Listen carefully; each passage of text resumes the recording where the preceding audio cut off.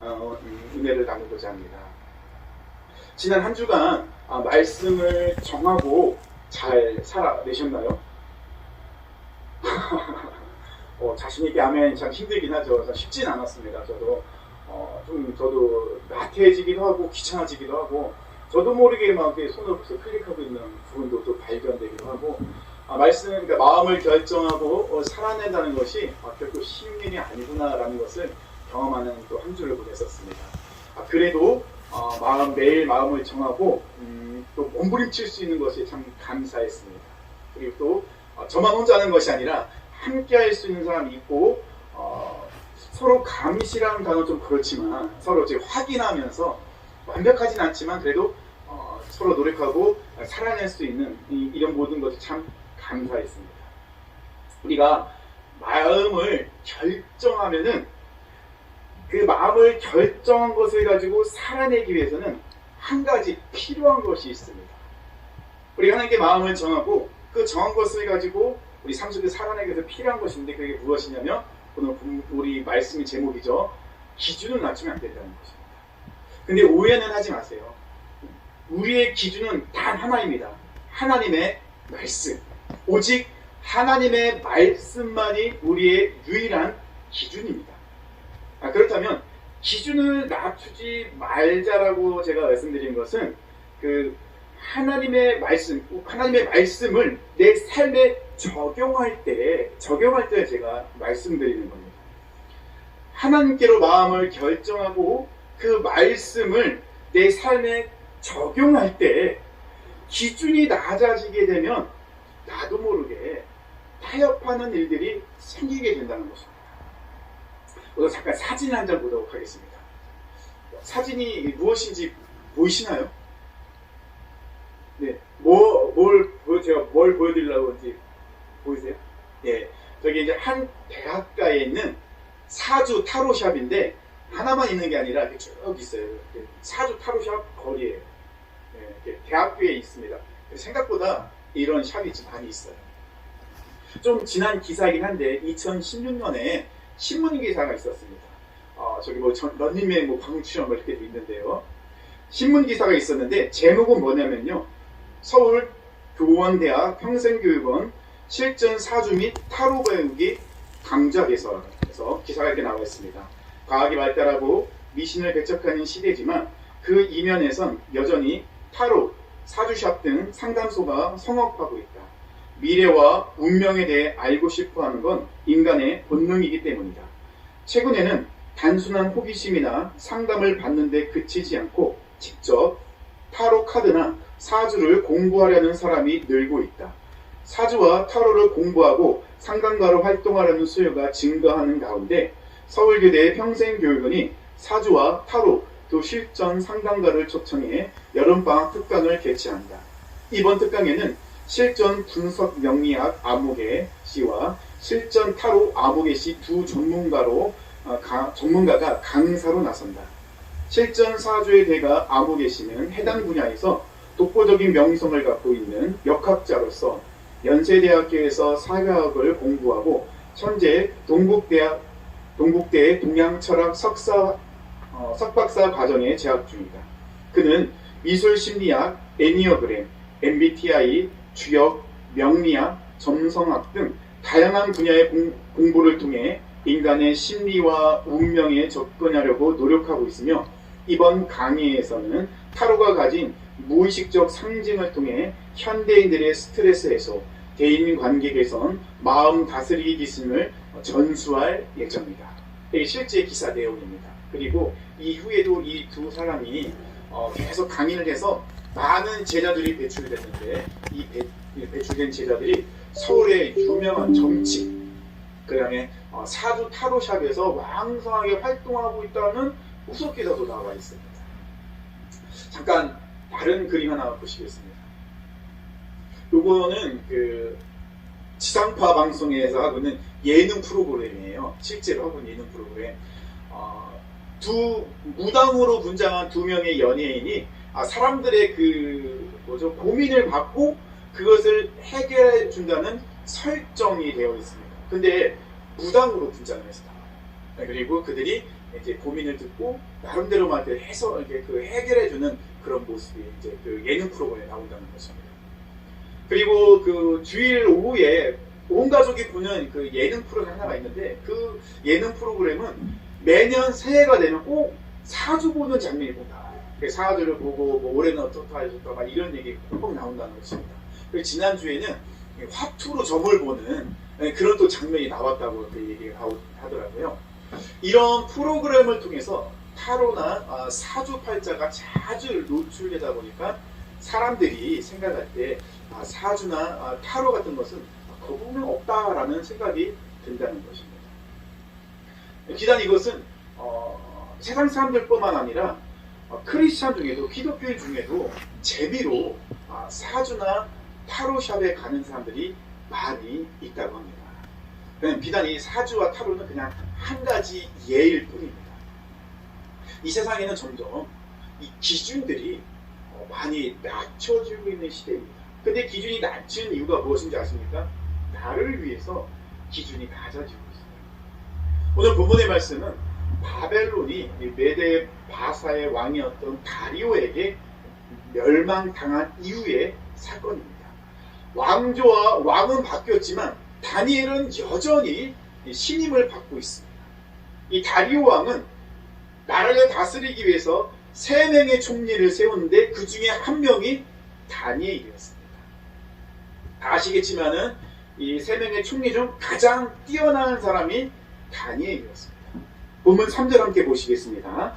다니엘은 마음이 민첩하여 총리들과 고관들 위에 뛰어나므로 왕이 그를 세워 전국을 다스리게 하고자 한지라. 다른 왕들처럼 이 다리오 왕도 다니엘을 전적으로 신뢰하고 있다는 것입니다.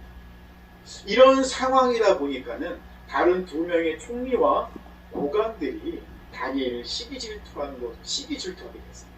근데 시기 질투로 끝나는 것이 아니라 이들은 다니엘을 함정에 빠뜨리고 모함하려고 다니엘의 잘못을 막 찾는데 찾을 수가 없는 거예요. 4절의 말씀을 보니까요. 이에 총리들과 고관들이 국사에 대하여 다니엘을 고발할 근거를 찾고자 하였으나 아무 근거, 아무 허물도 찾지 못하였으니 이는 그가 충성되어 아무 그릇됨도 없고 아무 허물도 없음이었더라. 성경에서 그들이 다니엘의 허물을 찾고 싶은데 찾지 못하는 이유를 충성되어라는 단어로 표현하고 있다는 것입니다. 다니엘은 맡겨진 것에 대해서 그리고 아주 작은 일에조차도 최선을 다하는 사람이 다니엘이었습니다. 뇌물을 받거나 다른 사람을 억울하게 하거나 다른 사람을 억압하는 일조차도 다니엘에게는 없었다는 것입니다. 그래서 다니엘의 잘못을 찾고 또 찾아야 하는데 이 사람들이 도저히 찾지를 못하는 거예요. 그때 이들에게 번뜩 생각나는 것이 있었습니다. 무엇이냐면 다니엘은 유대인입니다. 유대인은 이들은 생각합니다. 유대인은 하나님만을 섬기는 사람들이다.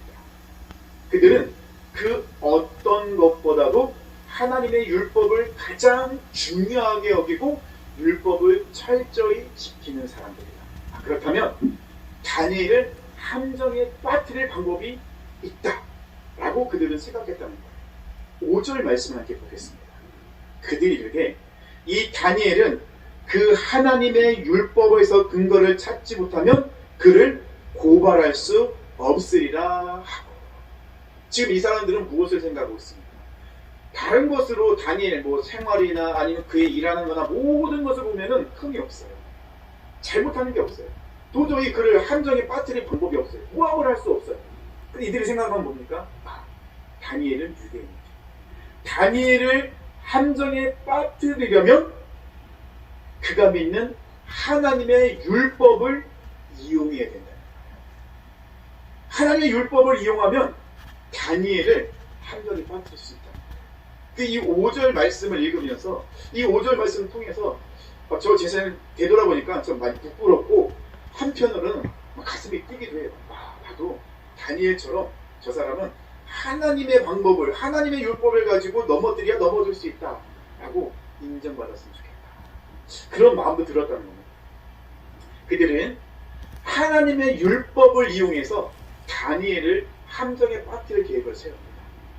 다리오 왕에게 찾아가서 그들은 요청합니다. 왕이시여, 한 가지 법률을 세웠으면 좋겠습니다. 어떤 법률이냐면요, 30일 동안 왕이 아닌 다른 신이나 다른 사람에게 구하는 사람, 무엇이든지 구하는 사람이 있으면 그 사람을 사자굴에 던지면 좋겠습니다. 그리고 또 한 가지, 왕이 조서를 내릴 때 이 조서의 내용을 절대로 바꿀 수 없는 금령까지 내렸으면 좋겠습니다. 왕이 조서를 내리면, 당시에 왕의 조서를 내리면 그 조서는 바꿀 수가 없어요. 그런데 이들은요, 지금 다리오 왕이 다니엘을 신임하고 있는 걸 알고 있어요. 그러니까는 혹시라도 모르니까는 왕이 이번 조서를 내릴 때 이 조서를 절대로 바꾸지 못하는 금령까지 내리자고 이야기하고, 다리오 왕으로서는 거절할 이유가 없는 거예요. 자기가 신보다 더 위대해지잖아요. 자기에게만 구해야 되는 거예요. 다른 신이나 다른 사람에게 그 어떤 것도 구하면 안 돼요. 그러니까 다리오 왕은 그냥 함께 승낙을 합니다. 이제 이 법령이 시행되기 시작합니다. 이제는 30일 동안 다리오 왕이 아닌 다른 신이나 다른 사람에게 어떤 거든지 구하면 사자굴에 던져주게 됩니다. 우리가 여기서 한 가지 기억할 것이 있는데 무엇이냐면 30일입니다. 30일. 기간이 정해져 있어요.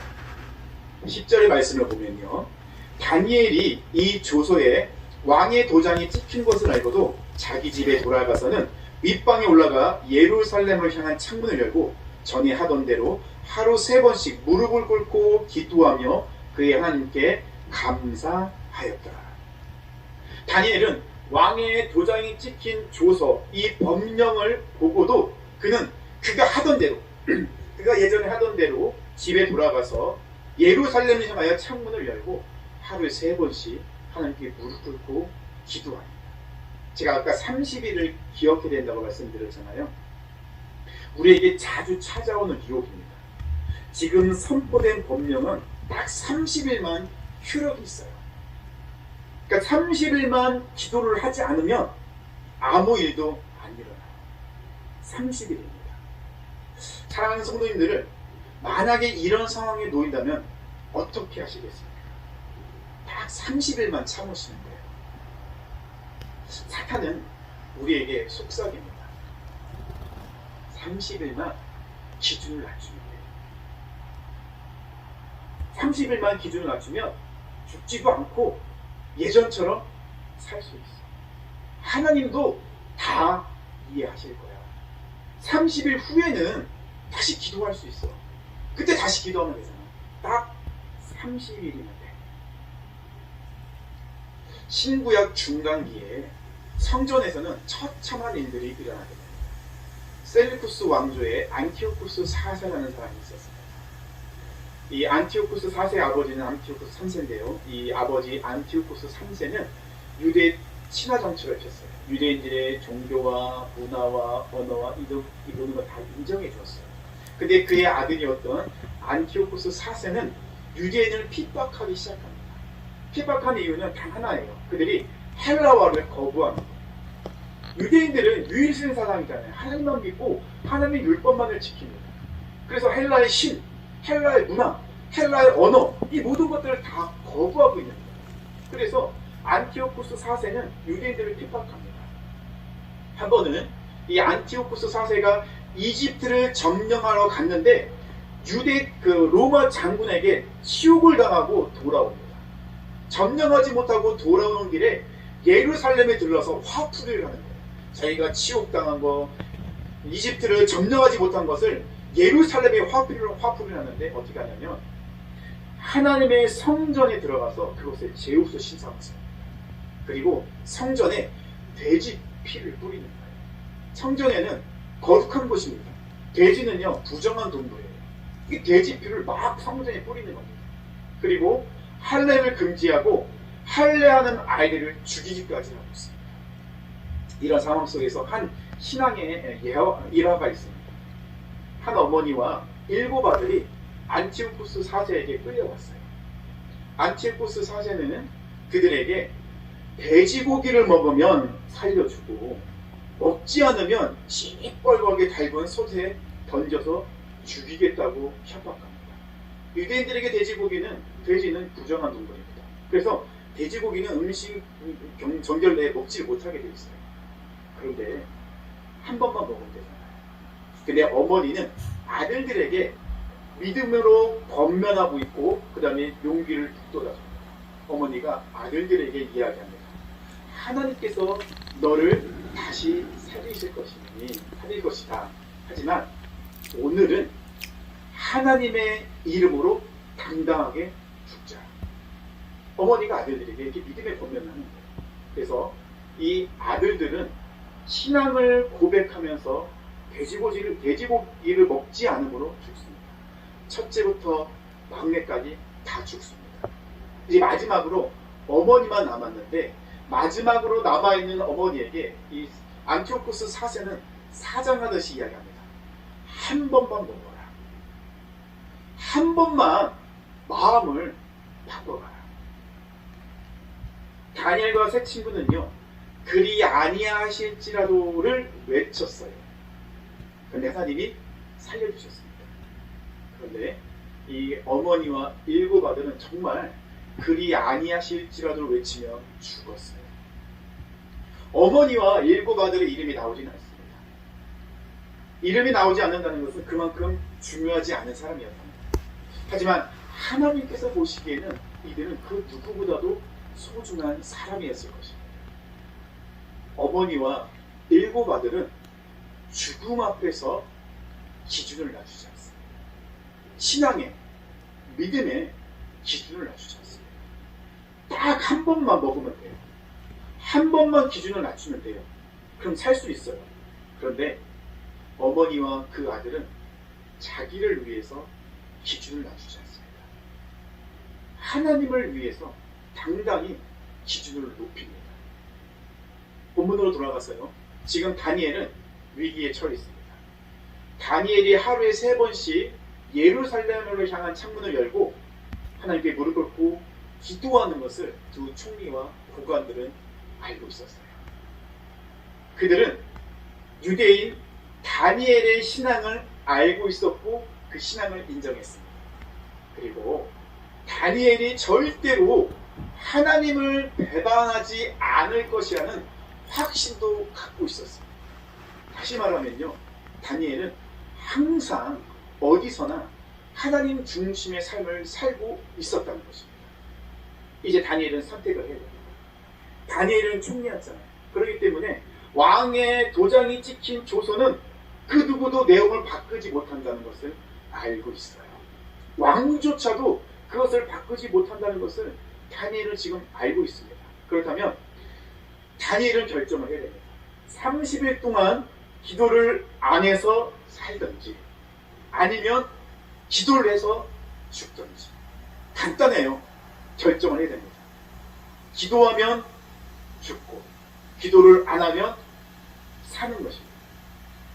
제가 아까 좀 전에 말씀드렸잖아요. 30일을 기억해야 된다고. 계속하지 말라는 게 아니에요. 계속해서 기준을 낮추지 말라는 게 아니라 딱 30일만 기준을 낮추라고 유혹하고 있다는 것입니다. 어머니와 그 7명의 아들들에게 제시했던 것처럼 한 번만 기준을 낮추면 된다. 하지만 다니엘은 왕의 조서의 그 법령을 보고도 다니엘은 그가 예전에 하던 대로 집에 돌아가서 하루에 3번 예루살렘을 향한 창문을 열고 하나님께 무릎 꿇고 기도합니다. 기도의 내용은 무엇입니까? 예루살렘 성전과 유대인의 회복, 그리고 하나님께 감사하는 것이었습니다. 다니엘은 두 총리와 고관들이 자기를 함정에 빠뜨리기 위해서 만든 법률이라는 것을 알고 있었어요. 다니엘은 그들의 의도대로 하면서 내가 지금은 너희들의 의도를 어쩔 수 없이 따라서 기도를 하지만 나중에는 반드시 뒤집을 거야 라고 생각하지 않습니다. 그들의 의도와 상관없이 다니엘은 여전히 그의 기준을 낮추지 않고 있다는 것입니다. 다리오 왕은 자기가 내린 조서 때문에 자기가 그토록 신임하는 다니엘이 지금 사자굴에 던져지게 생긴 것을 알고 마음이 너무 애타고 있어요. 애절해요. 왜냐하면 자기가 한번 법령, 이 조서를 내리면 바꿀 수가 없거든요. 그렇다는 것은 다니엘이 꼼짝없이 죽여진 겁니다. 그래서 법령에 나와 있는 대로 그 법령을 어긴 다니엘을 사자굴에 던지면서 다리오 왕은 놀라운 고백을 합니다. 다니엘서 6장 16절의 말씀입니다. 이에 왕이 명령하며 다니엘을 끌어다가 사자굴에 던져 넣은지라. 왕이 다니엘에게 이르되 내가 항상 섬기는 너의 하나님이 너를 구원하시리라 하니라. 다리오 왕은 어떤 이야기를 하고 있습니까? 내가 항상 섬기는 너의 하나님이 다니엘 너를 반드시 지켜줄 거야. 다니엘을 사자굴에 던진 후에 이 다리오 왕은 왕궁에 돌아갔는데 음식도 먹지 못할 정도로 근심하고 걱정하는 거예요. 밤을 새서 걱정하다가 날이 새자마자 사자굴로 달려갑니다. 그리고 20절 이런 이야기를 합니다. 다니엘이 든 굴에 가까이 이르러서 슬피 소리질러 다니엘에게 묻되 살아계시는 하나님의 종 다니엘아, 내가 항상 섬기는 내 하나님이 사자들에게서 능히 너를 구원하셨느냐 하니라. 지금 이방인인 다리오 왕이 어떤 고백을 하고 있습니까? 내가 항상 섬기는 너의 하나님, 살아계신 하나님의 종 다니엘아 라고 이 다리오 왕이 다니엘을 인정합니다. 죽음 앞에서도 하나님을 향한 하나님의 이라는 기준을 낮추지 않은 다니엘을 보면서 너는 정말 하나님의 종이야. 그리고 내가 믿는 하나님은 살아계신 하나님이야 라고 다리오 왕이 고백하더라는 것입니다. 성경에는요, 기준을 끝까지 낮추지 않은 사람도 있고 순간 넘어져서 기준을 낮춘 사람도 있습니다. 요셉은요, 보디발의 아내가 유혹할 때 기준을 낮추지 않았어요. 딱 한 번만 눈을 감으면 됐는데 요셉은 그 기준을 낮추지 않습니다. 오히려 유혹 앞에서 요셉은 기준을 높여요. 사람들은 아무도 없고 아무도 모르지만 하나님은 보고 계십니다. 하나님이 나를 보고 계신데 내가 어떻게 하나님 앞에 죄를 지을 수 있느냐 하면서 이 요셉은 도리어 기준을 높입니다. 그것 때문에 요셉은 감옥에 가게 되죠. 다윗은요, 줄곧 기준을 낮추지 않고 있다가 나태함으로 기준이 낮춰져서 넘어지게 됩니다. 그 사건이 무엇입니까? 바세바 사건입니다. 다니엘은 한번 기준을 낮추니까요, 낮춰진 기준 때문에 또다시 다른 부분에서도 기준을 낮추게 되죠. 말씀을 정리하겠습니다. 지난주에 마음을 결정해야 합니다 라는 말씀을 함께 나눴습니다. 마음을 결정한 사람들이 반드시 해야 할 것이 기준을 낮추지 않는 것입니다. 한 번쯤이야 라는 말이 굉장히 무섭습니다. 한 번 때문에 틈이 생기게 되고요, 그 틈이 벌어지면 사탄이 그 틈으로 비집고 들어와서 구멍을 내버려요. 그럼 어떻게 됩니까? 그 구멍 때문에 결국 쓰러지고 넘어지게 되더라는 것입니다. 그리고 기준은요, 반드시 나에게 적용해야 됩니다. 다른 사람의 기준을 판단하면 안 됩니다. 판단은 하나님만이 하시는 것입니다. 만약 다른 사람의 기준이 낮아 보인다고 생각되어질 때 그를 위해서 기도해 주십니다. 내가 다른 사람을 변화시키고 바꾸는 것이 아니라 하나님만이 하실 수 있는 것입니다. 우리는 하나님의 통로입니다. 그래서 다른 사람에서 기도해주고 다른 사람을 도와줘야 된다는 것입니다. 다른 사람만을 보지 말고 나의 기준을 먼저 점검해 보세요. 그리고 기준을 낮추지 마세요. 다른 사람들은 다 그렇게 해 라는 말을 들을 때조차도 흔들리지 마세요. 우리의 기준은 다른 사람이 아니라 하나님이십니다. 나를 위해서 기준을 낮추는 것이 아니라 하나님을 위해서 기준을 높이는 하나님의 사람 되시길 축원합니다. 모든 상황 속에서 어떤 상황 속에서도 늘 하나님만을 찬양하고 하나님의 그 기준을 가지고 나의 삶에서 기준을 높여 하나님께 영광 올려드리는 하나님의 사람 되길 축원합니다. 우리 모두 다 자리다. 하나님, 우리는 하나님의 사람들입니다. 그래서 우리의 기준은 오직 여호와 하나님 한 분뿐임을 고백합니다. 하지만 삶 속에서 사탄은 계속해서 딱 한 번만 나를 위해서 기준을 낮추라고 속삭이며 유혹합니다. 그럴 때마다 우리는 하나님을 위해서 기준을 높이는 하나님의 사람 되게 하여 주시옵소서. 모든 상황 속에서 믿음의 눈으로 주님만을 바라보고 늘 하나님께 영광 올리는 삶을 살게 하여 주시옵소서. 사랑하는 성도님들을 예수님의 이름으로 세상으로 파송합니다. 예수님의 이름으로 그리고 말씀을 붙잡고 승리하게 하여 주시고 육적인 질병과 여러가지 문제로 고통 중에 있는 성도들에게 찾아가셔서 고쳐주시고 해결케 하시고 회복시켜 주시옵소서. 이제는 우리 구주 예수 그리스도의 구속하신 은혜와 하나님 아버지의 무한하신 사랑과 성령님의 내주인도 함께 하심이 모든 상황 속에서 기준을 낮추는 것이 아니라 하나님을 위해서 기준을 높이는 하나님의 사람이 되겠다고 결단하는 사랑하는 모든 성도님들 그 머리 위에 가정과 일터와 교회와 나라 위에 이제부터 영원토록 함께 하시길 간절히 축원하옵나이다. 아멘.